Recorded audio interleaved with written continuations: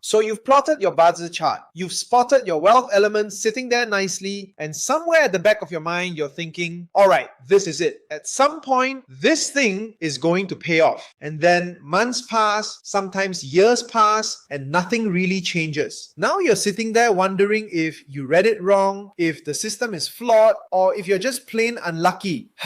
Here's the uncomfortable truth. The mistake isn't your chart. The mistake is how you're reading it. Most people treat their BaZi chart like it's a fixed promise from the universe. They see a wealth element and assume money will just show up at the right time, in the right amount, probably with little effort. But your birth chart doesn't work that way. Think of your chart as the car you were given at birth. It shows what you are wired to handle. It's your vehicle's specifications, its horsepower, its handling, its strength, and its blind spots. So when you see wealth in your chart, it doesn't mean cash is guaranteed.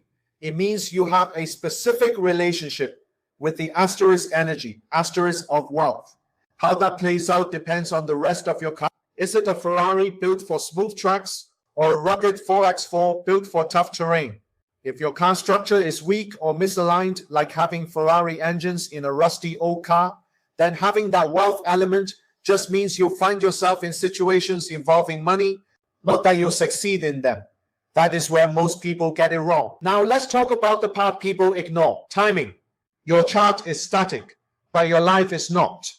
You move through 10-year luck cycles and annual cycles. This is like the weather and the road conditions on your journey.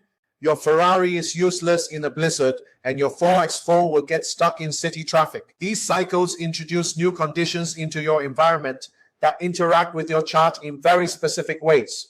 So instead of asking, do I have wealth in my chart? The better question is, when will the weather and road conditions support my car so I can get to the treasure? Because timing doesn't just give you money. Timing creates the right conditions. Sometimes those conditions bring opportunities. Sometimes they put pressure on you to improve your driving skills. And sometimes they reveal whether you are actually ready to handle the high-speed race you said you wanted to win. That is why two people with identical cars can end up in completely different places. It's the interaction between the car and the road, and how you choose to drive that determines where you end up. This brings us to the biggest misunderstanding of all: clashes. People get excited about clashes, thinking they are a stick of dynamite that will blast open a vault of gold. But that's not what a clash is. A clash is not a wealth trigger. A clash is asterisk movement. Asterisk is a sudden, abrupt change. Think of it as a sudden detour. That detour, asterisk, could asterisk lead to a beautiful scenic route you never knew existed. Or it could lead you straight into a dead-end swamp. So when people say, wait for a clash to unlock your wealth, what they are really doing is waiting for an earthquake and hoping a treasure chest pops out of the ground.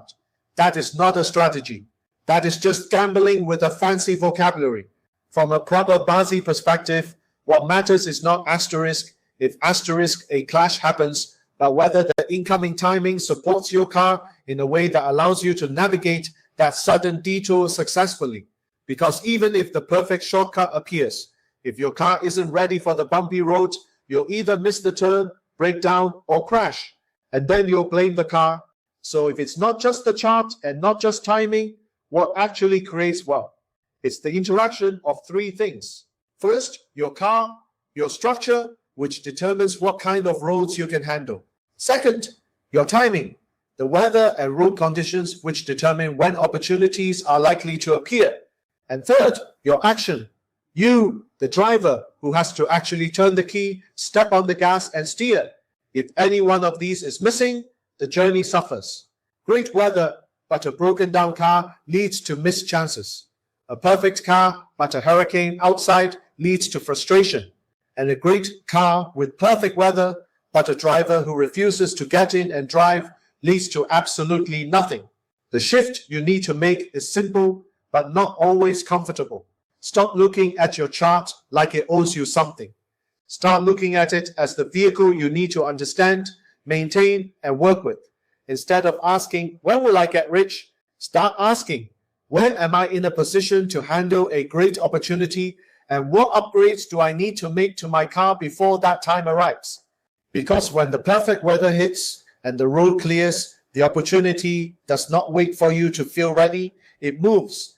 And if you are not prepared, it moves right past you. If this changes how you look at your chart, good.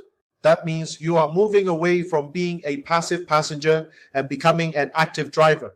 In the next breakdown, we'll look at how to properly identify your actual wealth structure, not just by spotting the element, but by understanding how it interacts with your car and current road conditions.